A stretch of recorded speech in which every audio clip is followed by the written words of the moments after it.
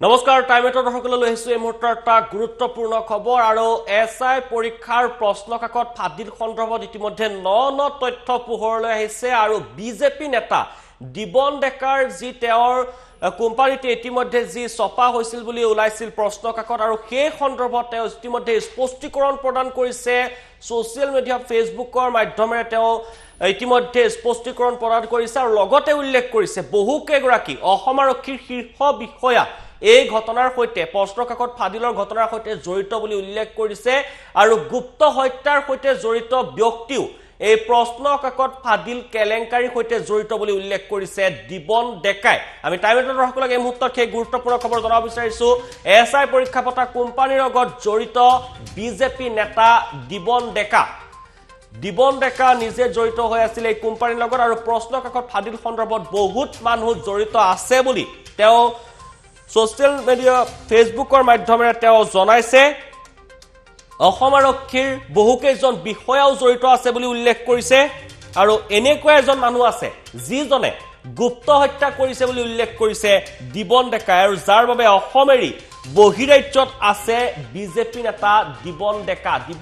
বৰ্তমান সময়ত অসমেৰি তেওঁ বৰ্তমান সময়ত আৰক্ষীৰ ওচৰত আৰক্ষীৰ কাষ চপা নাই আৰু তেওঁ বহিৰাজ্যত আছে আৰু মোৰ নিজা ছপাশাল থকাটো অপপ্ৰচাৰ বুলি উল্লেখ কৰিছে প্ৰমাণ দিব পাৰিলে অসম চৰকাৰক ফাঁচি দিবলৈ আহ্বান জনাম বুলি উল্লেখ কৰিছে আৰু সোশ্যাল মিডিয়া যোগে এই স্পষ্টীকৰণ দিছে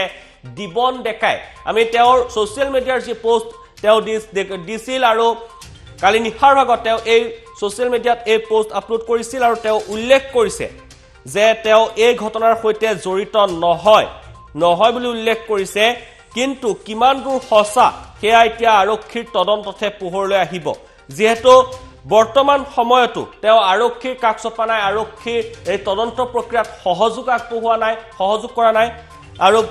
তেওঁৰ যি ফেসবুকত যি পোষ্টত উল্লেখ কৰিছে সেইখিনি আমি এই মুহূৰ্তত পঢ়ি শুনাব বিচাৰিছো দৰ্শকসকলক মই বিজেপি 24 বছৰ কৰিছো দল আৰু চৰকাৰক কেতিয়াও মই বিপদত পৰিব নিদিও যোৱা 20/9/2020 তাৰিখে হৈ যোৱা অসম আৰক্ষীৰ এছআই পৰীক্ষা পতা কোম্পানীটোৰ লগত মই জড়িত আছিলো মই ঠিক 11:28 হোৱাটছএপ যোগে প্ৰশ্ন কাকতখন পাইছিলো লগে মই প্ৰদীপ কুমাৰ ছাৰক গৌতম মেছৰ জৰিয়তে অৱগত কৰিছিলো যেহেতু প্ৰদীপ কুমাৰ ছাৰ আৰু মুখ্যমন্ত্ৰী মহোদয়ৰ সপোন আছিল যে অসম আৰক্ষীৰ নিযুক্তি প্ৰক্ৰিয়াটো সম্পূৰ্ণ স্বচ্ছ আৰু নিকাভাৱে হওক লগে প্ৰদীপ কুমাৰ ছাৰ আৰু মুখ্যমন্ত্ৰী মহোদয়ে অসমৰ হাজাৰ নিবনুৱাৰ কথা ভাবি তাৎক্ষণিকভাৱে পৰীক্ষাটো বন্ধ কৰি দিয়ে তাৰ বাবে মাননীয় মুখ্যমন্ত্ৰী মহোদয়ক ধন্যবাদ জনাইছো তেওঁ লগতে উল্লেখ কৰিছে অসম আৰক্ষীৰ যিটো চক্ৰই প্ৰশ্ন কাকত ফাদিল কৰিছে তাত বহুত ডাঙৰ মানুহ জড়িত হৈ আছে উক্ত চক্ৰটোত অসম আৰক্ষীৰ বহুকেইজন অসৎ বিষয়া জড়িত হৈ আছে তাত এনেকুৱা এজন বিষয়া জড়িত হৈ আছে যিজনে বহু মানুহক গুপ্ত হত্যা কৰিছে বুলি উল্লেখ কৰিছে আৰু লগতে তেওঁ উল্লেখ কৰিছে যে যাৰ বাবে নিজৰ প্ৰাণৰ সংকট পৰি অসম এৰি অন্য এখন ৰাজ্যত থিতাপি ল'বলগীয়া হ'ল যেতিয়া পৰিস্থিতি সম্পূৰ্ণভাৱে শিথিল হয় মই নিজেই সকলো কথা মুকলিকৈ সংবাদ মাধ্যমৰ আগত অৱগত কৰিম আৰু এটা কথা অপপ্ৰচাৰ চলিছে মোৰ নিজা কিবা ছপাশাল থকা বুলি যদি তেনেকুৱা কিবা প্ৰমাণ দিব পাৰে অসম চৰকাৰক মোক ফাঁচি দিবলৈ আহ্বান জনাইছো আৰু শেষত অসম চৰকাৰলৈ এটাই অনুৰোধ মোৰ অনুপস্থিতিত মোৰ পৰিয়ালৰ সম্পূৰ্ণ সুৰক্ষাৰ দায়িত্ব লয় যেন আৰু বৰ্তমান সময়ত তেওঁ অসম এৰি পলাতক বুলিয়ে ক'ব লাগিব তেওঁ বহিৰাজ্যত আছেগৈ আৰু তেওঁ সহযোগ কৰা নাই তেওঁ ফেসবুকৰ মাধ্যমেৰেহে এইখিনি কথা উল্লেখ কৰিছে আৰু ইতিমধ্যে সিআইডিয়ে এই সমগ্ৰ তদন্ত প্ৰক্ৰিয়া ক্ষিপ্ৰতাৰে তদন্ত প্ৰক্ৰিয়া আগবঢ়াইছে আৰু লগতে যি ফেসবুকত এই পোষ্ট উল্লেখ কৰিছে আৰু 24 বছৰ ধৰি বিজেপি কৰাৰ কথা উল্লেখ কৰিছে লগতে তেওঁ সেই কোম্পানীৰ সৈতে যিটো কোম্পানীয়ে এছআই পৰীক্ষা অনুষ্ঠিত কৰিছিল সেই কোম্পানীৰ লগত জড়িত আছে বুলি উল্লেখ কৰিছে তেওঁ জানেও নিজে যে বহুকেইগৰাকী শীৰ্ষ আৰক্ষী জড়িত হৈ আছে এই ঘটনাৰ সৈতে যদি তেওঁ এই সমগ্ৰ বিষয়টোৰ ওপৰত তেওঁ অৱগত তেনেহলে অসম আৰক্ষীক তেওঁ সহযোগ নকৰি বহিৰাজ্যত এই মুহূৰ্তত কিয় অৱস্থান কৰিছে সেয়া হৈছে এই মুহূৰ্তত ডাঙৰ প্ৰশ্ন বিজেপি নেতা দিবন ডেকা বৰ্তমান সময়ত কিয় বহিৰাজ্যত অৱস্থান কৰিব লগা হৈছে আৰু কি কাৰণে তেওঁ বৰ্তমান সময়ত বহিৰাজ্যত গৈ পলাতক অৱস্থাত থাকিব লগা হৈছে আৰু কাৰ ভয়ত এনেধৰণৰ তেওঁ এই স্থিতি গ্ৰহণ কৰিছে সেয়া এতিয়া ডাঙৰ প্ৰশ্ন যেহেতু বহুকেইগৰাকী ব্যক্তি বৰ্তমান সময়ত জালত পৰিছে এই সমগ্ৰ ঘটনাৰ সৈতে জড়িত আমি এই মুহূৰ্তত নিউজ ডেস্কত যাব বিচাৰিছো আমাৰ সাংবাদিক ধ্ৰুৱজ্যোতি আছে ধ্ৰুৱ যেহেতু ইতিমধ্যে দিবন ডেকাই স্পষ্টীকৰণ দিছিল কালি নিশাৰ ভাগত আৰু এই ঘটনাৰ পিছত ইতিমধ্যে তেওঁ উল্লেখ কৰিছে বহুকেইগৰাকী শীৰ্ষ বিষয়া গুপ্ত হত্যাৰ সৈতে জড়িত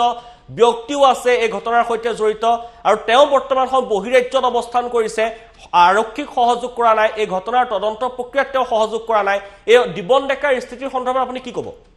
নিশ্চিতভাৱে তেওঁ যেটো সোশ্যাল মিডিয়াত পোষ্ট আপলোড কৰিছে বা তেওঁ যিখিনি মন্তব্য আসলতে বা তেওঁ যিখিনি মনৰ খুব হেখিনি আসলতে ব্যক্ত কৰিছে হেখিনিত কিন্তু কেবাটাও বিস্ফোৰক মন্তব্য আছে তেওঁ কৈছে যে অসম আৰক্ষীৰ কেবাগৰাকীও উচ্চ পদস্থ বিষয়া এই যেটো পৰীক্ষা কেলেংকাৰী এই যেটো উপপৰিদৰ্শকৰ পৰীক্ষা কেলেংকাৰী এই পৰীক্ষা কেলেংকাৰী জড়িত হৈ আছে আৰু ইতিমধ্যে ডিআইজি পিকে দত্ত তেওঁ যি বাসগৃহ আছে তেওঁ যি হোটেল আছে কেবাখনো হোটেলত ইতিমধ্যে ক্ৰাইম ব্ৰাঞ্চে ৰেড চলাইছে তেওঁ বাসগৃহত কালি নিশা 2 বজা পৰ্যন্ত আসলতে ৰেড চলাইছে গতিকে তেওঁ হেতু এটা সঠিক প্ৰমাণ বুলি ক'ব লাগিব তেওঁ কৈছে যে কেবাগৰাকী আৰক্ষী উচ্চপদস্থ বিষয়া জড়িত হৈ আছে তেওঁ বাসগৃহত ইতিমধ্যে ৰেড কৰিছে বা তালাচী চলাইছে বহু ইতিমধ্যে নথিপত্ৰ জব্দ কৰিছে আৰু তেওঁ বৰ্তমান পলায়ন কৰি আছে হেতু সঁচা কথা কিন্তু তেওঁ কৈছে যে তেওঁ নিজৰ সপাহাল নাই কিন্তু আমাৰ হাতত যিমানটো খবৰ আছে তেওঁ এটা আসলতে আমি যেতিয়া কালি পুলিচ ৰিক্ৰুটমেণ্ট বৰ্ডৰ চেয়াৰমেন প্ৰদীপ কুমাৰৰ সৈতে আমি কথা পাতিছিলো তেতিয়াও তেওঁ কৈছে যে এইটো বাহিৰত তেওঁ প্ৰশ্নকাকত আসলতে প্ৰিন্ট কৰা হৈছে বুলি কৈছে হেতু তেওঁ আসলতে যেটো কৈছে যে তেওঁ কোনো ধৰণৰ ইয়াত পেপাৰ বা তেওঁ কোনো ধৰণৰ প্ৰিন্ট নাই বুলি কৈছে হেতু কিমান দূৰ সঁচা হয়তো আৰক্ষীৰ তদন্ততহে ওলাব কিন্তু এটা কথা স্পষ্ট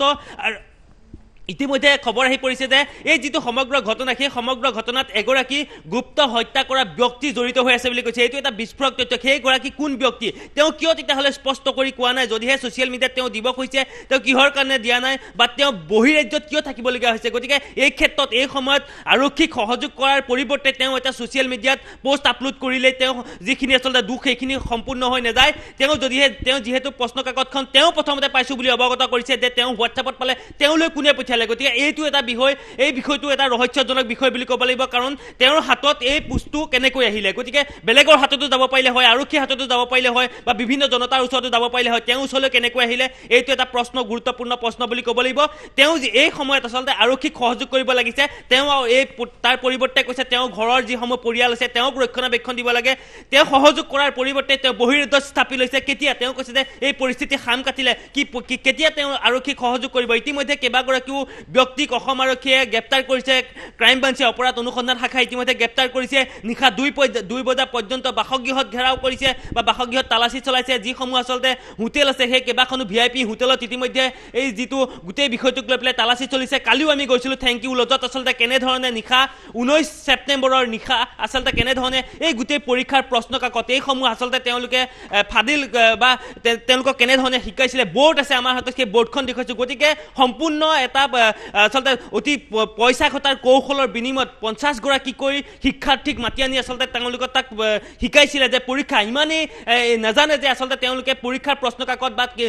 লিখিতভাৱে আসলতে লিখিত পৰীক্ষাৰ প্ৰশ্নকাকত দিছিল আৰু অতি এটা বৃহৎ কেলেংকাৰী বুলি কৈছো আৰু বহু কেইগৰাকী হাই প্ৰফাইল নেতা ইতিমধ্যে আৰক্ষীৰ জালত হয়তো পৰিব দীপাংকৰ হয় ধ্ৰুৱ আমি এই মুহূৰ্তত আপোনাৰ ৰখাব বিচাৰিছো আৰু পুনৰ যাওঁ আপোনাৰ ওচৰলৈ এই মুহূৰ্তত আন এটা ফেচবুক পোষ্ট আছে আজি 2 মাহ মানৰ পূৰ্বে দিবন ডেকা এটা ফেচবুক পোষ্ট দিছিল আমি সেই ফেচবুক পোষ্টটো এই মুহূৰ্তত টাইমেটৰ দৰ্শকক দেখুৱাম আৰু সেই ফেচবুক পোষ্টত কি লিখিছিল সেই কথাখিনি এই মুহূৰ্তত পঢ়ি শুনাব বিচাৰিছো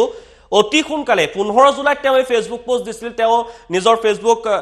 একাউণ্টত দিছিল অতি সোনকালে বৰভাগৰ যুৱ প্ৰজন্মৰ বাবে আহি থকা অসম চৰকাৰৰ বিভিন্ন বিভাগৰ চাকৰিবোৰৰ সাক্ষাৎকাৰৰ বাবে প্ৰয়োজনীয় প্ৰশিক্ষণ কেন্দ্ৰৰ ব্যৱস্থা কৰা হ'ব কথামতে কাম কৰিবলৈ চেষ্টা কৰি যাম জাতি ধৰ্ম দল নিৰ্বিশেষে সকলোলৈ আহ্বান এই কাৰ্যসূচী সফল কৰক অতি শীঘ্ৰেই যোগাযোগ নম্বৰ মোৰ ফেচবুক পৃষ্ঠাৰ জৰিয়তে দিয়া হ'ব এটা ফেচবুক পোষ্ট দেখিবলৈ পাইছে আজি 2 মাহৰ পূৰ্বে 15 জুলাইত এই ফেচবুক পোষ্টটো দিছিল তেওঁ প্ৰশিক্ষণ কেন্দ্ৰৰ ব্যৱস্থা কৰিছিল এই সমগ্ৰ তেওঁ যি অসম চৰকাৰে যি পৰীক্ষা অনুষ্ঠিত কৰিছে বিভিন্ন ধৰণৰ পিএনআৰডি পৰীক্ষা আগন্তুক আহি আছে আৰু এসআই পৰীক্ষা হৈছে আৰু বিভিন্ন ধৰণৰ পৰীক্ষা অসম চৰকাৰে পৰীক্ষা অনুষ্ঠিত কৰিছে নিবনুৱা যুৱতীসকলক নিযুক্তিৰ বাবে কিন্তু প্ৰশিক্ষণ কেন্দ্ৰ স্থাপন কৰিছে আৰু তেওঁৰ সপাহালতে ইতিমধ্যে যেহেতু সেয়া পোহৰলৈ আহিছে আৰু সেই কোম্পানীৰ সৈতে তেওঁ জড়িত যি কোম্পানীয়ে প্ৰশ্নকাকত ছপা কৰিছে সেই কোম্পানীৰ সৈতে তেওঁ জড়িত বুলি নিজে উল্লেখ কৰিছে তেওঁ আৰু তাৰ পিছত এনে ধৰণৰ প্ৰশিক্ষণ কেন্দ্ৰ পতাৰ এগৰাকী ব্যক্তিয়ে কি যুক্তি আছে তেওঁ সেই প্ৰশিক্ষণ কেন্দ্ৰৰ পৰাই আৰম্ভ কৰিছিল নেকি প্ৰশিক্ষণ কেন্দ্ৰৰ জৰিয়তে আৰম্ভ কৰিছিল নেকি দিবন ডেকাই এই প্ৰশ্ন কাকত ফাদিলৰ প্ৰক্ৰিয়া ধ্ৰুৱ আমি এই মুহূৰ্তত জনাই আছো যে এই ঘটনা যি 15 জুলাইতে ঘটনা সংঘটিত হ'ল আৰু 15 জুলাইত তেওঁ এই এনে ধৰণৰ এটা ফেচবুক পোষ্ট দিছিল আৰু সেয়াও এতিয়া ৰহস্যৰ আৱৰ্তত সোমাই পৰিছে দিবন ডেকা যে তেওঁ এই প্ৰশিক্ষণ কেন্দ্ৰ স্থাপনো কৰিছিল প্ৰশিক্ষণ কেন্দ্ৰ স্থাপন কৰি ব্যৱস্থা কৰিছিল কথা উল্লেখ কৰিছিল সোশ্যাল মিডিয়াৰ জৰিয়তে বিভিন্ন বিভাগৰ চাকৰিৰ বাবে তেওঁ সাক্ষাৎকাৰৰ বাবে প্ৰয়োজনীয় প্ৰশিক্ষণ কেন্দ্ৰৰ ব্যৱস্থা কৰিছিল আৰু সেই কামত আৰু এই এসআই পৰীক্ষাৰ যি কোম্পানীয়ে অনুষ্ঠিত কৰিছিল পৰীক্ষাৰ প্ৰশ্নকাকত যি কোম্পানীয়ে তৈয়াৰ কৰিছিল সেই কোম্পানীৰ সৈতে জড়িত বুলি নিজে উল্লেখ কৰিছে তেওঁ ছপাশাল নাই বুলি উল্লেখ কৰিছে যদিও তেওঁ এই কোম্পানীৰ সৈতে জড়িত বুলি উল্লেখ কৰিছে গতিকে দিবন ডেকা প্ৰত্যক্ষভাৱে জড়িত আছে বুলি ইতিমধ্যে সকলোৱে সন্দেহ প্ৰকাশ কৰিছে এই এসআই পৰীক্ষাৰ যি প্ৰশ্নকাকত ফাদিল এই কেলেংকাৰীৰ সৈতে